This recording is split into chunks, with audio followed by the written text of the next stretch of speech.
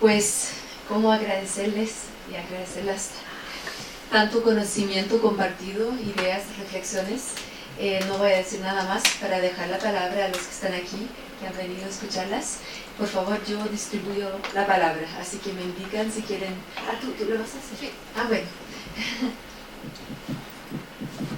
¿Preguntas? ¿Pena?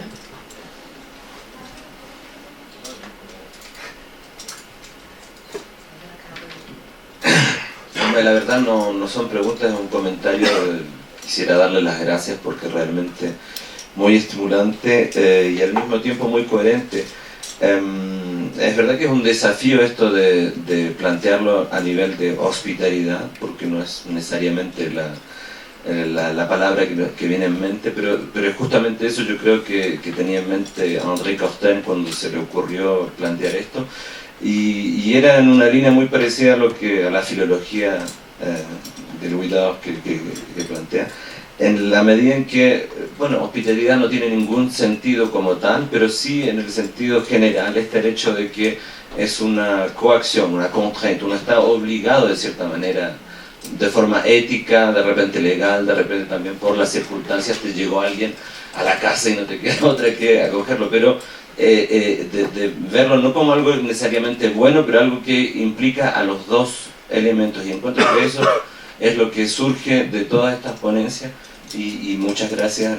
Como digo, era solo un comentario porque estoy hasta muy emotivo, me estimula mucho. Nosotros trabajamos en nuestra juventud, María Cristina y yo, sobre los pobladores. Ya ni me acuerdo. Era otro siglo, otro milenio. Sobre pobladores, constructores de ciudad, y reconocía mucho todo esto. Bueno, obviamente aquí son situaciones extremas, y lo interesante es justamente cómo se construye algo. O sea, la coacción no es solo el que recibe, sino que también el que es desplazado, y cómo se construye algo, y encuentro que ustedes lograron traer en cada punto esta nueva construcción, y que no es algo bonito, ¿no? Porque son condiciones sumamente trágicas, pero que sí por ahí surge la esperanza y todo esto de estas relaciones conflictivas. Gracias. Igualmente agradecerles a cada una, a Edson desde su doctorado en Alemania. Nosotros hacemos parte de una red que se llama la Red Jesuita con Migrantes, que tiene, y venimos ahora inclusive en las últimas semanas de unas reuniones muy interesantes, una en Tijuana, donde se reunió gente de Panamá hasta Canadá, y luego otra aquí en Bogotá, donde se reunió gente de Colombia hasta Argentina, para hablar de estos temas. Y les agradezco en nombre personal, pero también en nombre como colectivo de tantas personas que venimos pensando en términos como de cómo se puede promover en la práctica nuevas culturas del encuentro, culturas del respeto por el otro, y que eso puede decirse como unas culturas de las hospitalidades. Y yo he encontrado algo, simplemente comentar algo como muy enriquecedor, y es que cuando las escucho hablar, y escucho a Edson también, pienso que de alguna manera quienes dominan en lo social, en lo político, en lo económico, en lo jurídico, han creado, y uno lo escucha en las exposiciones, han creado los espacios. Lo último que tuviste a mí me sonó así como que entendí algo en mi cabeza, y era cómo ese SMART crea el espacio público para luego crear el desorden, para luego crear la justificación de su existencia. Y de alguna manera en todas las experiencias de migración forzada existe lo mismo, es decir, espacios que antes no eran problemáticos, el Estado los crea, o quien domina, digamos, crea una problemática para poder tener una dominación sobre esas personas.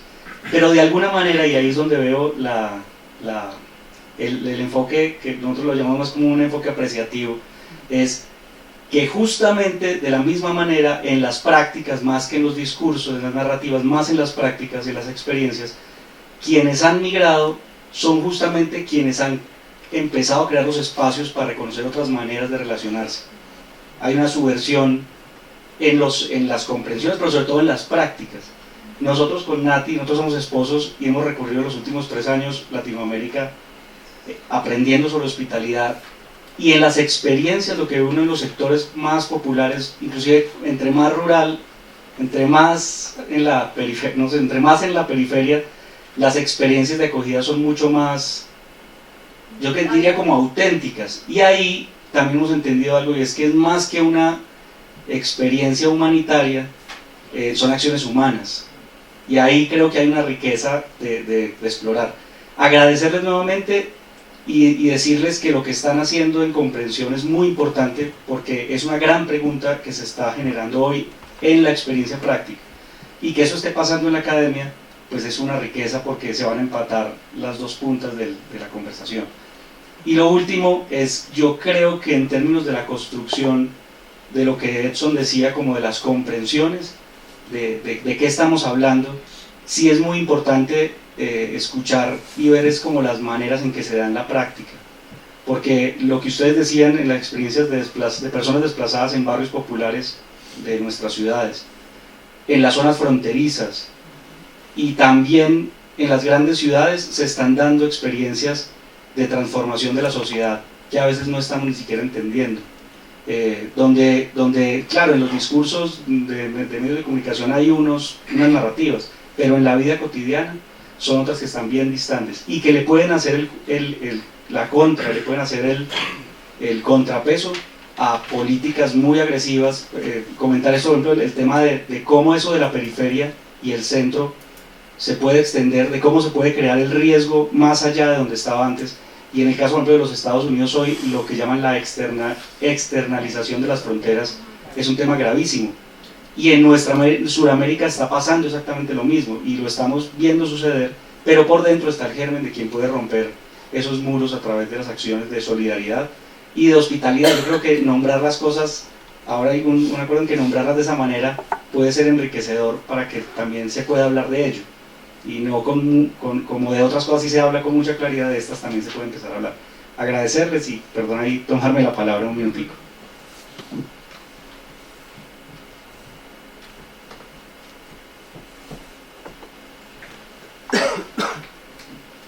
Buenos días, muchas gracias. Me disculpan, no estuve al comienzo de la conversación, por eso pues no sé si de pronto el tema que les voy a plantear quedó ya lo trabajaron. Tiene que ver con el aprovechamiento político del desplazamiento. Ayer condecoraron al defensor del pueblo por el manejo que se le ha dado ¿cómo es que se dice?, a los niños que nacen de padres venezolanos, y me acuerdo que en realidad él causó mucha polémica por una frase que dijo en el sentido de que los colombianos éramos bastante malévolos porque habíamos estigmatizado a la población venezolana. Quiero preguntarles de qué manera estos estudios han abordado la utilización maniquea de los desplazamientos para desplazar la población vulnerable que está amenazada internamente. Les voy a dar un ejemplo. En el sector del centro, en La Favorita, hay una población bastante, ¿cómo es que se dice? No, el problema de la gentrificación es que esas zonas pues las mantienen abandonadas. Son unas zonas donde la delincuencia campea y el Estado no hace nada por controlar esas zonas.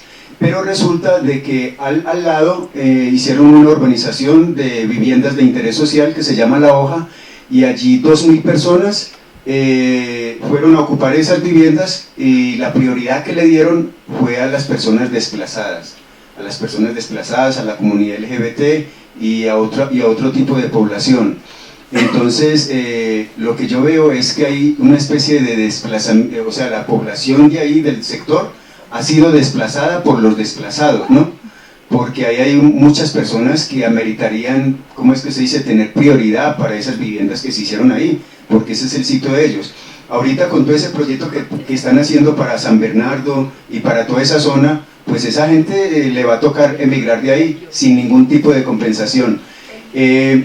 Otro ejemplo es el que pasó ahorita con una campaña que hizo justamente el Defensor del Pueblo, en el sentido de que hizo una campaña para recolectar bicicletas para los venezolanos que llegaban, y Y esas bicicletas a lo último uno supone que es como insumo para la gente que trabaja para Rappi, ¿no? Y lo que yo me pregunto es la gente que acá ha perdido su bicicleta por X o Y razón. A mí me han robado 5 bicicletas, pero nadie nunca ha hecho, ¿cómo es que se dice? Una colecta ¿cómo es que se dice? Para reemplazar esas bicicletas de tanta gente nativa de acá que se ha visto, ¿cómo es que se dice?, perjudicada por eso. Entonces esa es mi pregunta, el manejo maniqueo político de los desplazamientos para aprovecharse de esa situación para sacar provecho político, que da como resultado pues que la población nativa se ha desplazado por los desplazados.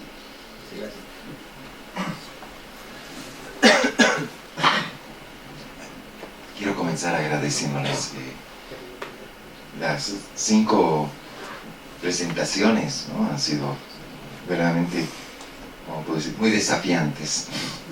Desafiantes un poco, no solamente con respecto a lo que están estudiando, sino el cuidado y la vigilancia en su propio, desde vocabulario, metodología, ¿no? Con lo que me gustaría un poco dialogar o conversar es en qué medida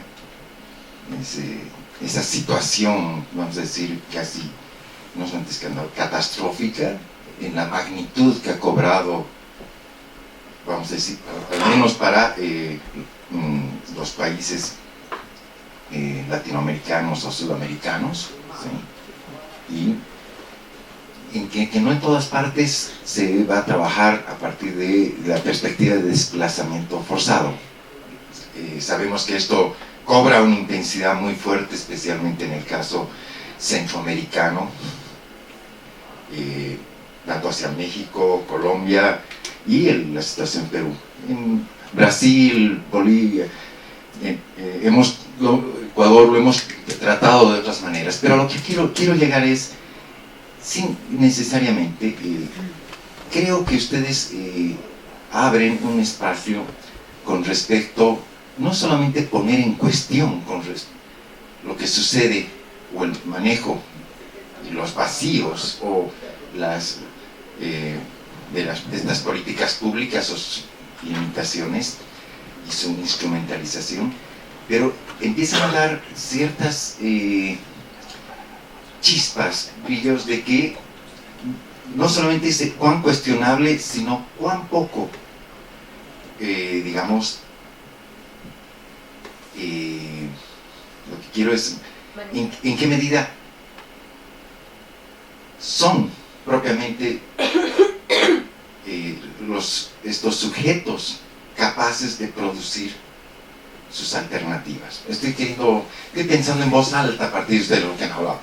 Hay varios elementos que han puesto, pero que presiento que, y aquí voy a hacer un juego y no sé cómo lo tomarán, con buena parte de lo que ha sido ese debate entre lo que llamaríamos esa división entre lo que es lo productivo y lo que es la reproducción. Es decir, se valoriza lo productivo frente a lo que son las condiciones de reproducción. Lo voy a poner en otro escenario.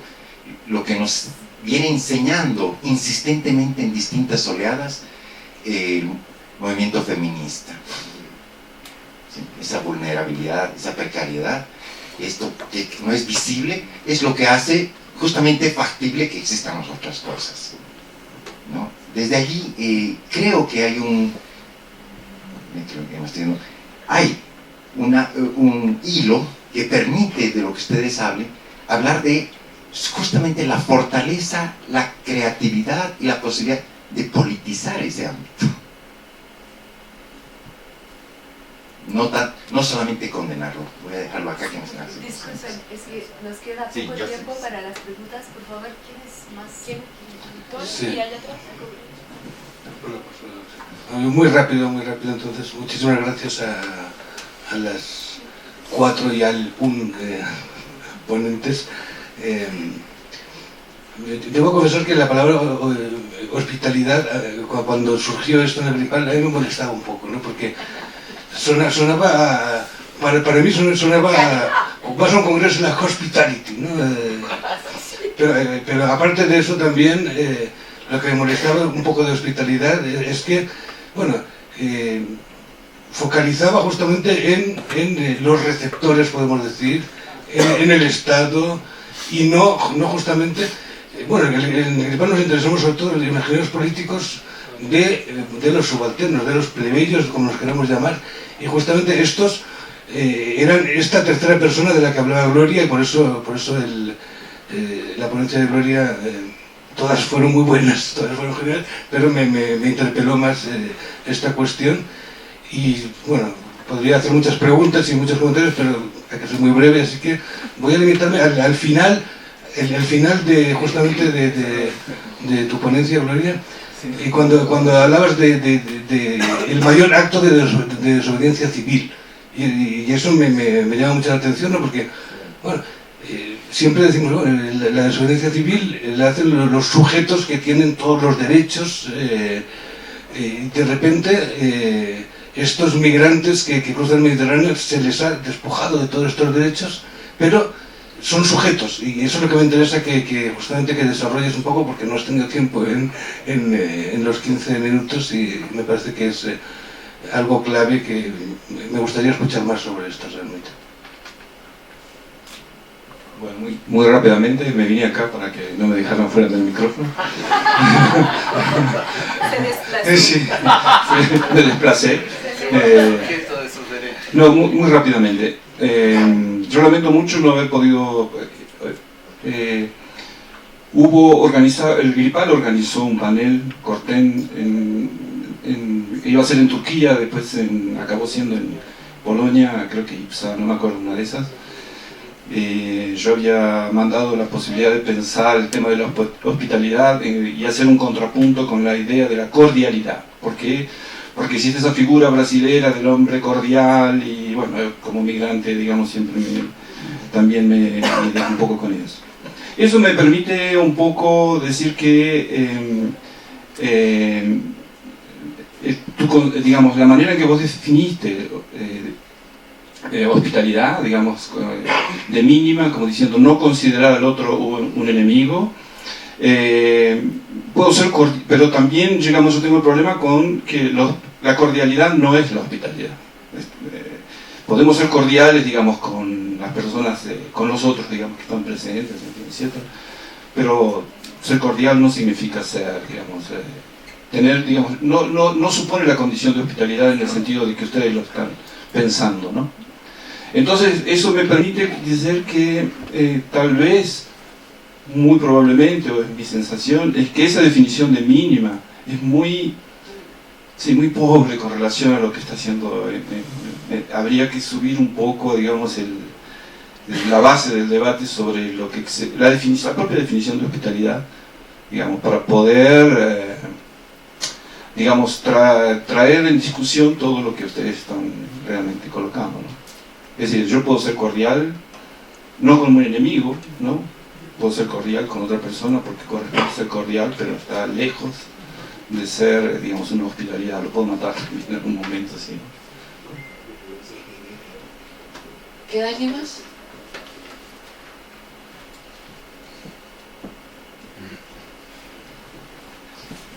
Bueno, solo una pregunta muy concreta, Gloria. Dijiste algo sobre cómo el migrante pone en jaque la soberanía de los estados. Esa reflexión me gustaría, si nos explica un poco más, por favor.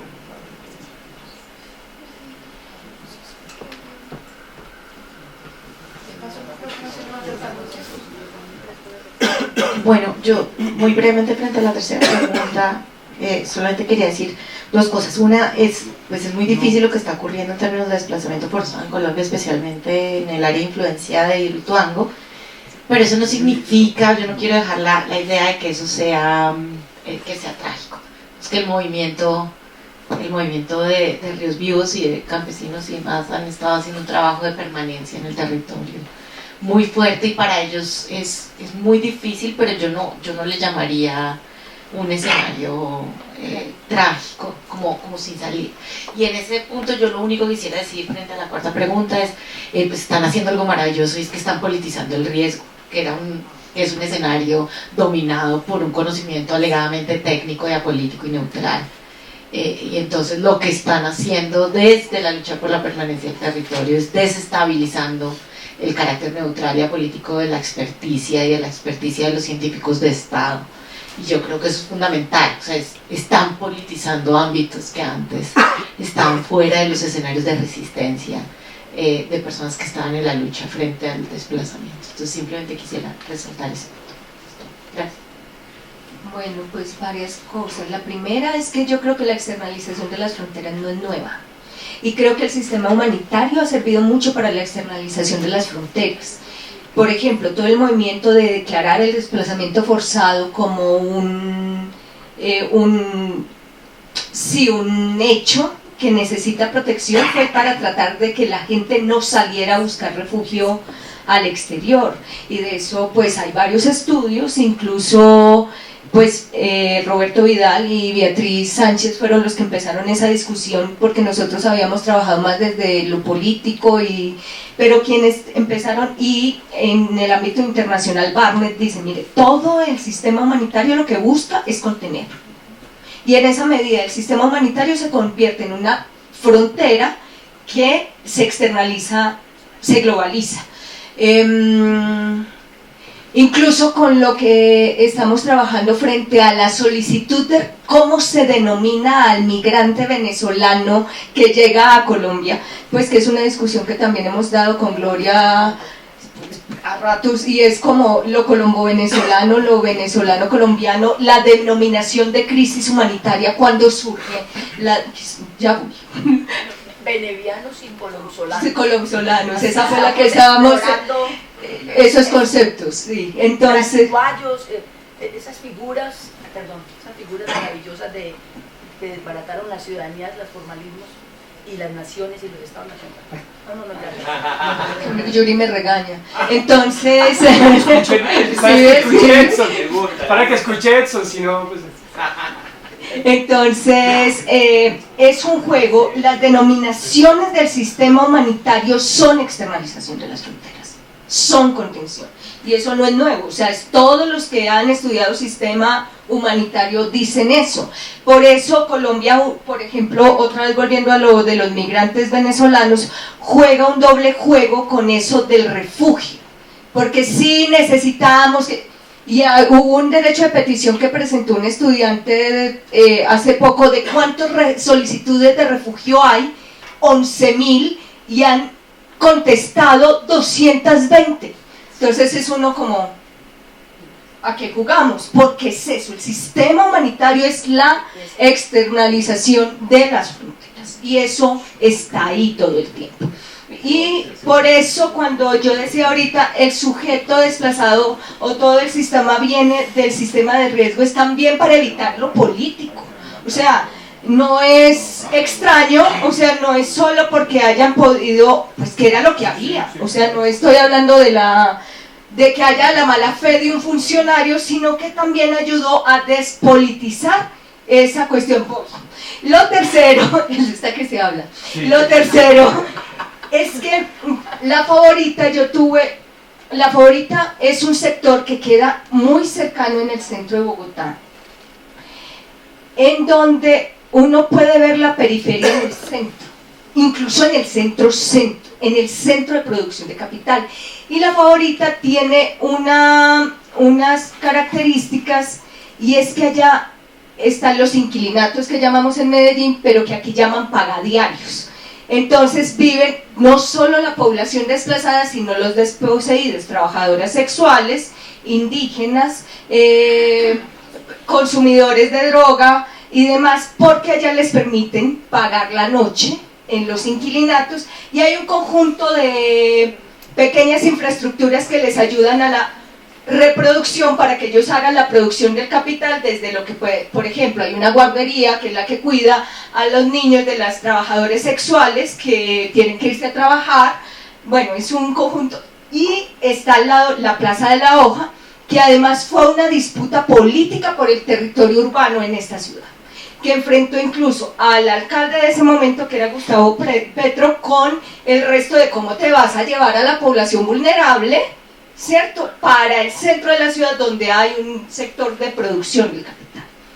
Y encima eso ayuda a poner lo que les contaba ahorita de la competencia entre pobres o desposeídos, que lo que hace es que compitan entre ellos. El sorteo de la hoja, o sea, estamos tan mal de recursos escasos que aquí hay un momento en que se sortea. Entonces tú tienes 25.000 personas, estoy diciendo una cifra así por decir, y no tienes sino 10 casas. Entonces los metes a todos, literal, un día en un coliseo a que saquen una balota para que te toque una casa. Porque a mí me tocó, como parte del caso de estudio del doctorado, fue las viviendas gratis, perdón, las viviendas 100% subsidiadas. La gente se va todo el día para el coliseo porque además todos están en condición de priorización. Y ese es el rollo con las priorizaciones, que es otra parte de lo que pongo en la tesis doctoral, que eso de la espacialización pasa mucho por lo que tiene que ver con la política pública. O sea, no es que no hay una incidencia específica del Estado creando y reproduciendo espacios para efectivamente administrar el poder ahí, y lo que hacen, hay un punto en donde ya no puedes priorizar más, el recurso sigue siendo escaso y lo dejan a la suerte.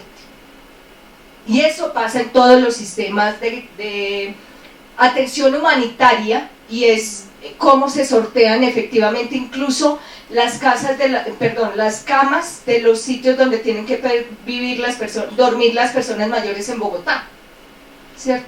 El sistema de priorización se ha vuelto un sistema también, un dispositivo de control muy fuerte, que tiene que ver con que la gente permanezca en ciertos sitios, en ciertos momentos, en ciertas condiciones específicas.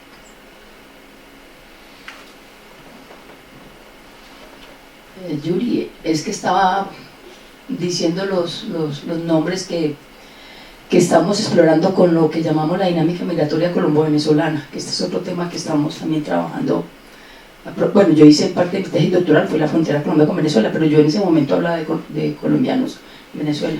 Ya después esto, y todo el mundo habla de venezolanos en Colombia, ¿cierto?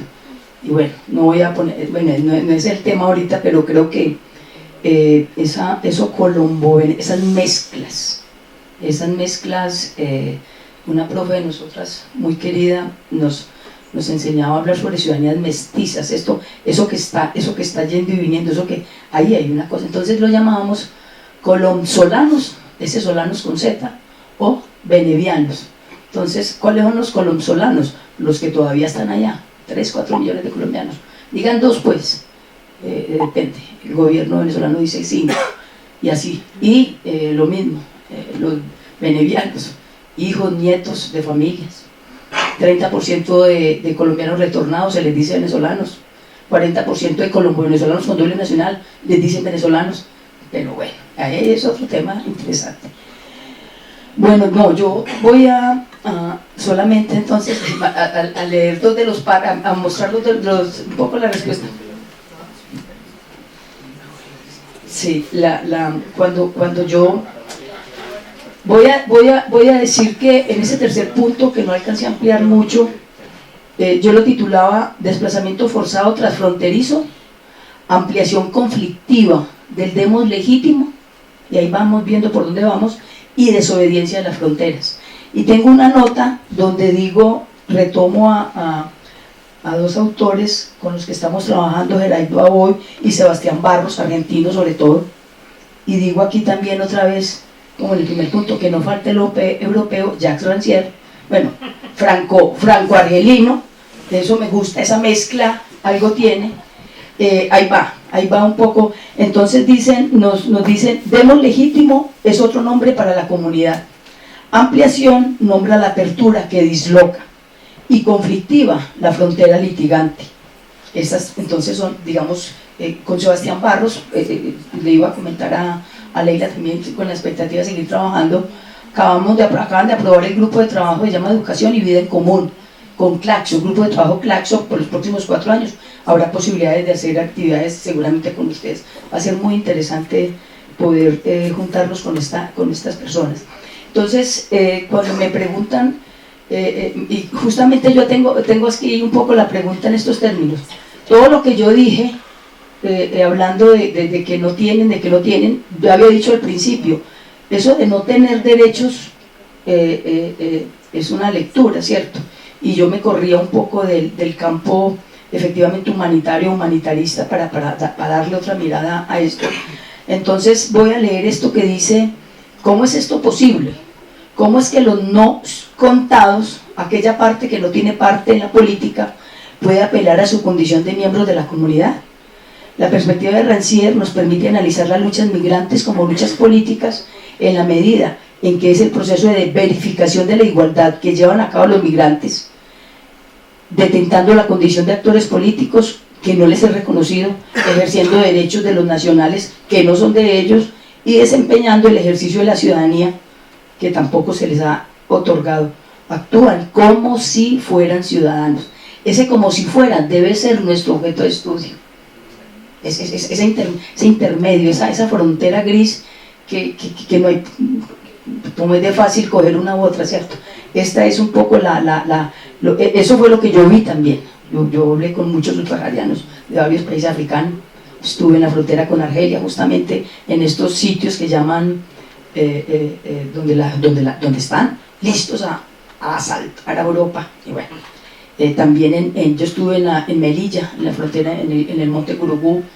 Bueno, una historia, claro, han trabajado la historia del drama, yo lo conocí, lo estudié, pero yo fui a buscar otra cosa, como aquel periodista italiano que se fue a buscar la sangre y la vio, pero vio otro montón de cosas y digo, bueno, yo voy a tratar de, y yo creo que hay que tratar de buscar esto, y nosotros en nuestros desplazados internos también está. No me cansaría yo he escrito mucho sobre estas cosas, la manera como la gente está reconstruyendo, las mujeres, el papel de todos estos cambios tan impresionantes en las subjetividades, en las maneras, esa manera cotidiana de zafarse de la subordinación de alguna manera, de la subalternidad, esa manera cotidiana de ver mundos futuros diferentes, con otros, con los que están en la ciudad, porque finalmente Clara dice una cosa que es muy cierta, pero sin esos que nosotros en un tiempo llamamos pobres históricos, los nuevos pobres que llegaban, no era posible seguir reconstruyendo.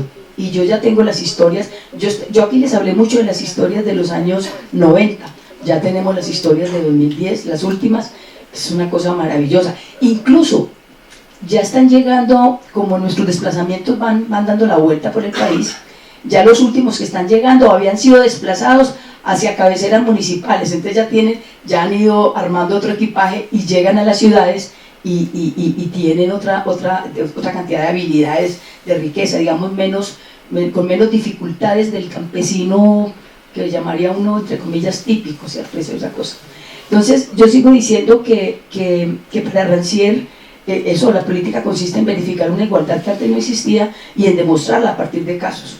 ¿Cuál es mi hipótesis? Que las prácticas de desobediencia de frontera están produciendo procesos de transformación y cambio político. Alguien lo estaba diciendo, que lo estamos viendo, creo que Oscar, y sobre todo están cuestionando los límites nacionales de la comunidad política. Eso lo tenemos que seguir trabajando en términos dimensionales. Ya simplemente voy a dejar esta otra pregunta: ¿podrían las prácticas emergentes, estas de que estamos hablando, internas o externas, estar anunciando un futuro que ya estamos viendo hoy en tantas zonas fronterizas del mundo? Alguna posibilidad de respuesta tendría que ser contrastada con la evidencia empírica de que la movilidad de las personas a través de las fronteras es una forma crucial hoy de globalización. Por tanto, esas migraciones son un elemento central del cambio social, político, cultural y global, ¿cierto? Estas poblaciones, desplazados, refugiados, ya no son la excepción marginal y residual, sino el emblema del nuevo mundo y el avance de nuestro futuro. Termino diciéndoles y reitero que son estas figuras las que rompen la continuidad entre hombre y ciudadano, aquellas figuras que nos legó la Revolución Francesa y ponen en crisis esa ficción de la soberanía moderna. Me da mucha pena, pero este es uno de los últimos artículos que escribí, se llama Políticas del disenso y luchas migrantes, una aproximación al espacio de Menéndez. Aquí está todo el debate de la pregunta que me hacen sobre por qué digo yo que la última que me hicieron, que me hizo, de soberanía, me hizo acordar de, y solamente, por supuesto, Hannah Arendt en su libro El origen del totalitarismo tiene un capítulo absolutamente brillante, absolutamente maravilloso. Han pasado, yo vuelvo y lo leo y lo vuelvo a leer y lo leímos con la profe María Teresa para entender a los desplazados internos, imagínense, pero hay que encontrar las pistas. Ahora, hay otras cosas que no me gustan tantos, pero ese es otro problema, ¿cierto? Porque, pero creo que...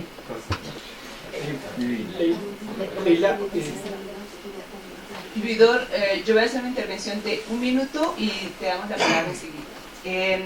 Yo quiero volver sobre esta idea de la definición de hospitalidad. Cuando yo dije lo de hospitalidad como definición mínima, también dije que eso era una definición liberal, que no es la que nosotros estamos trabajando, es una definición de base, digamos. Y cuando digo que no es la que nosotros estamos trabajando, tiene que ver con el contexto en el que emerge esa definición de hospitalidad. Que es muy curioso, porque hoy cuando pensamos en la hospitalidad, pensamos en valores como altruistas, generosos, etc. Y la hospitalidad definida como el hecho de que el extranjero no sea tratado en enemigo es un concepto colonial. Los pensadores liberales que conocemos todavía hoy, el último Kant de los clásicos, Francisco, ¿qué? Tú lo nombraste en tu presentación. Perdón. De Victoria. De Victoria, gracias. Francisco de Victoria, Kant y otros son pensadores liberales que pensaron la hospitalidad. ¿Por qué la pensaron? Porque cuando los europeos estaban llegando a las Américas, tenían que justificar el hecho de poder comercializar y apropiarse de estos territorios sin ser tratados como enemigos. Y ahí empezó la historia del pensamiento liberal, la teorización liberal de la hospitalidad, que es también la otra cara del pensamiento liberal del colonialismo. Pero bueno, punto aparte, esa no es la definición nuestra. La definición nuestra tiene que ver un poco con lo que estuvimos trabajando hoy acá, los 5. Primero, entender, como Luidor dijo, llevo 30 segundos, que hay una polisemia en la significación de hospitalidad, que es un concepto que a la base misma tiene tensiones fuertísimas, porque la hospitalidad implica en ese concepto que yo soy soberano en mi espacio, el que sea, el de mi casa, el de mi barrio, el de mi comunidad, el de mi país, de mi nación, etc. Y que en el momento en que acepto que otro entre a ese espacio, yo empiezo a perder soberanidad. Entonces eso en la filosofía política y en la filosofía en general, ese elemento ha sido tratado como una tensión que muchos filósofos resolvieron entre la idea de la hospitalidad práctica y la hospitalidad utópica, etc. No vamos a entrar ahí. Pero bueno, esa es la idea, es que la hospitalidad que nosotros estamos concibiendo desde el GRIPAL no es solamente en términos de una cosa restrictiva pequeña, sino mucho más grande, que tenga en cuenta al desplazado, el que llega, y que tenga en cuenta también que no es solamente la cordialidad. No es que no se pueda ser cordial en la hospitalidad, no tiene nada que ver. La cordialidad, bienvenida, no vamos a estar contra la virtud, pero es que no se puede pensar, y el problema de pronto que no se presenta en Colombia, porque es claro que cuando estamos hablando de hospitalidad, en esta discusión estamos hablando sobre los desplazados, pero hay mucha gente, y yo lo he visto en Montreal cuando hablamos, incluso con compañeros con los que trabajamos, cuando uno habla de hospitalidad, te empiezan a decir, sí, porque hay que ser correctos, ¿no? Educados, recibir, etc. Y esa no es la hospitalidad de la que queremos hablar. Y bueno, ahora más tarde hablamos de la manipulación y todo lo que puede el maniqueísmo en estos la utilización de los desplazados. Bueno, yo tengo 3 puntos. El primer punto tiene que ver con la errancia. Yo creo que en las categorías de migrantes que hoy tenemos, por ejemplo, los haitianos, los cubanos y los africanos que están llegando en el continente americano, yo creo que también nos toca mirar el continente americano. Ellos, bueno, muchos quieren llegar a Estados Unidos, pero lo que terminan haciendo, por ejemplo, los haitianos, es salir desde Brasil o desde Chile hacia México, hacia Estados Unidos, donde, pues, por supuesto, cada vez menos pueden llegar a Estados Unidos, se quedan bloqueados en las fronteras. Entonces, pues esta migración, pues no es una migración, por decirlo así, que llega a sus destinos, sino que es una migración que va errando. Porque yo creo que hay que empezar a pensar la errancia, la movilidad como categoría política. O sea, hay una cosa que existe, que es la movilidad, y cada vez más muchos migrantes o muchas personas se encuentran en esta situación específica que se llama errancia o que se llama movilidad. Mi segundo punto tiene que ver con la geopolítica. Por ejemplo, el contexto que acabamos de publicar en Canadá, López Obrador AMLO, cuando empieza su mandato, dice, bueno, no hay problema, yo acojo a los migrantes, a los haitianos, a los centroamericanos, pero en junio López dice, mira, si usted no cierra sus fronteras, no bloquea a los migrantes, yo le pongo aranceles sobre los productos mexicanos. Inmediatamente AMLO cambia su política. Es decir, mucha gente habla incluso de una economía de la hospitalidad. Es decir, por ejemplo, estábamos hablando de Francisco de Vitoria, o sea, el debate sobre la hospitalidad entró justamente en la justificación de la colonización de América. La pregunta no era si había que colonizar o no América, porque pues justamente ahí hay oro, o sea, no es cualquier cosa, ¿sí? Entonces, ¿cómo justificar? Es decir, en el origen, por decirlo así, de estos debates sobre la hospitalidad, ahí en España, pues desde luego está el tema del oro, de la explotación económica. Es decir, realmente, ahorita los gringos son los que encuentran la palabra hospitality, pero realmente, de la manera como se plantea, desde esta primera fase del capitalismo global, que empieza con el continente de América Latina, ya estábamos en la economía de la hospitalidad. Aunque Kant después va a hablar de hospitalidad, que es más bien un derecho universal, pero estamos, como bien lo dijo Celia, en un ámbito más bien económico. Un tercer punto, por eso termino, es con ese tema de los trazos de la hospitalidad.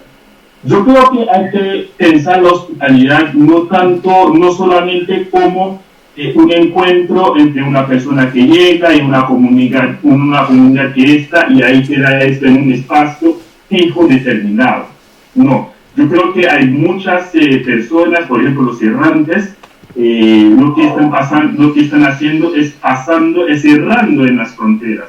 Por ejemplo, no sé si acuerdan ustedes en Turbo, cuando los haitianos, los cubanos, ellos se quedaron en Turbo, en la frontera de Colombia con Panamá, pues era una gente, su objetivo no era quedarse en Colombia, sino irse, pero en todas estas comunidades donde van pasando, pues los estados lo que hacen es cerrar las fronteras, porque el otro estado, por ejemplo, ya que Nicaragua cerró su frontera, pues Panamá cerró su frontera, y ahí Colombia se quedó con los migrantes, y Colombia cerró su frontera y los colombianos se quedaron en Ecuador. Y lo que vimos ahí es que la gente pobre, la hospitalidad que dieron es una hospitalidad de todo corazón. Por ejemplo, si van en Turbo, es un lugar muy pobre, pues la gente dieron a los haitianos, a los cubanos lo poquito que tenían. Entonces ahí no vamos a encontrar una gran hospitalidad, por supuesto que no. Lo que vamos a encontrar son trazos de la hospitalidad que son muy valiosos y realmente nos devuelven la fe en la humanidad, nos devuelven la fe en que realmente es posible otro mundo posible, y nos devuelven la fe ante la geopolítica que tenemos en América, donde pues Trump está prácticamente imponiendo su agenda migratoria a México, a Guatemala, y ahí tenemos una OEA que no dice gran cosa, o sea, realmente no interviene frente a estas imposiciones de Trump de Estados Unidos para que se bloqueen a los migrantes. Eso era todo.